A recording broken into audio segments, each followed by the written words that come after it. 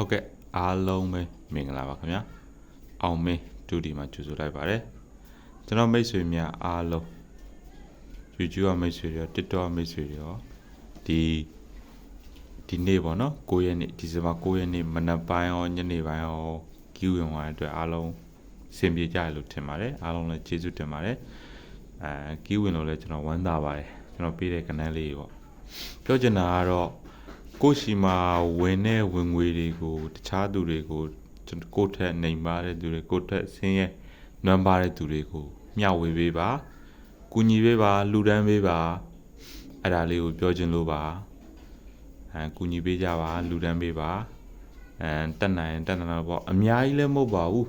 ဟိုပြောချင်တာကိုထက်နိုင်ပါတဲ့သူတွေကိုစန်တဘီပဲဖြစ်ဖြစ်စီတဘူပဲဖြစ်ဖြစ်